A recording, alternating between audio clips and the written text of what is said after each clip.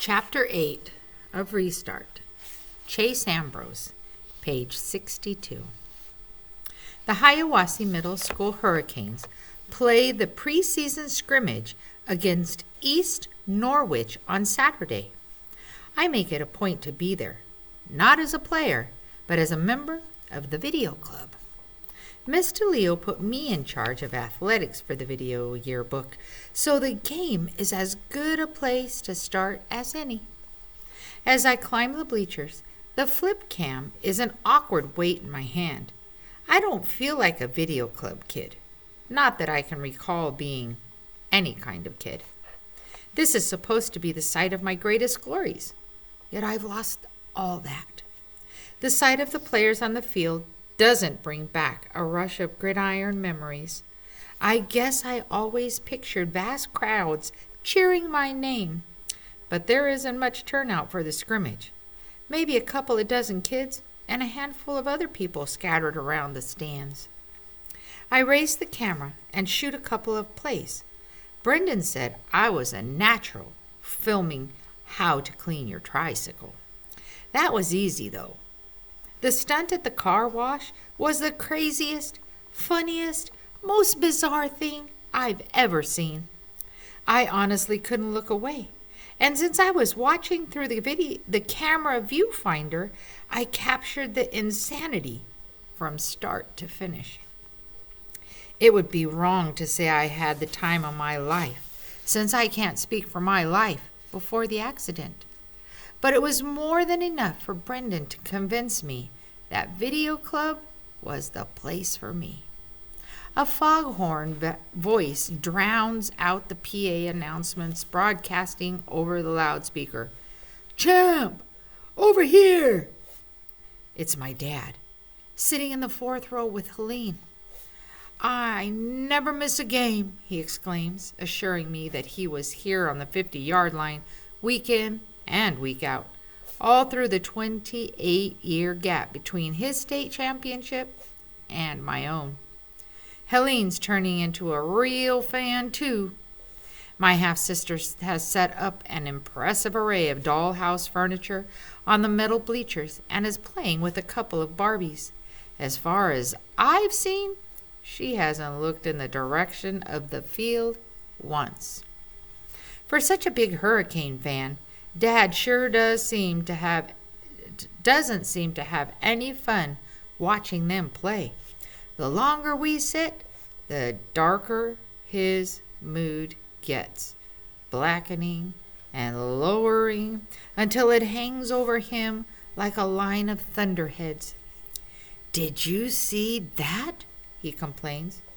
"The left guard is supposed to cut block on that play. Otherwise, there's no hole for the running back."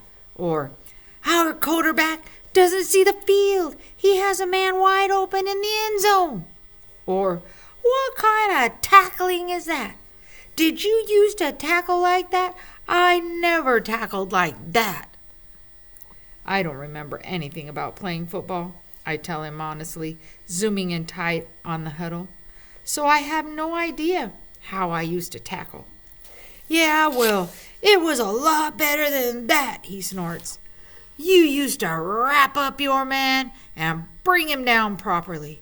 By this time, the Hurricanes are on the wrong end of a 24-7 score. It's funny, I've forgotten everything about my own football career, but I know the game itself. When I shoot footage of the action on the field, I get what the players are doing, or at least trying to do. Either East Norwich is all universe, or this year's Hiawassee Hurricanes aren't a team of destiny. I have no idea how good I am, but it's hard to believe that one person could make up the difference between these stumblebums and last year's state champs. "We're out of sync," I observe. "The O-line is opening up some good holes, but the backs are never in the right place to run through them." "Exactly." Dad slaps me too hard on my bad shoulder. "That's what I always say. We've got the talent. We we do when you're on the field anyway? All we need is the timing. I'm sure it isn't the first time my father and I have ever agreed on something, but it's the first time I actually remember. There's another thing amnesia made me forget: how much I liked his approval. Helene has dismantled her Barbie condo on the bleachers and is bored out of her mind. Daddy, can we leave? Not yet, honey. Dad doesn't even glance away from the field. It's still third quarter. I point the flip cam at her. Why don't you set up the furniture again? We can make a movie about your dolls. She curls her lip at me. They're Barbies. Barbie can be a movie star, I offer. As she places the plastic chairs and tables with great care, quarterback Joey Petronas throws an interception that East Norwich runs back for yet another touchdown. That does it for Dad. He goes off on a diatribe against the players, the coaches, even the guys who made the chalk lines on the field. I'm not immune either. He finishes with, "What are you doing with that camera anyway? You should be in the game, not taking pictures of it. I know you don't remember how good you are, but I promise you, you are that good." I start to tell him I'm only here to cover the team for the video yearbook, but something makes me swallow the words before they hit the air. I understand a gut level that isn't what Dad wants to hear. Instead, I find myself saying, I want to get back out on the field. As soon as the doctor gives the okay, you'll see, I'll be out there. Dad nods pleased. That's who we are, champ. We're Ambrose men. We're the doers. Other people take pictures of us. Helene acts out entire storylines with her Barbies. I capture it on video, all the while keeping up the running game commentary with Dad, who doesn't seem to be a Barbie guy. Surprise, surprise. When I play my footage back to Helene on the tiny screen, she squeals with delight. And there, sitting on the bleachers in front of a bad football game, it happens. I remember. I mean, there's nothing wrong with my ability to remember.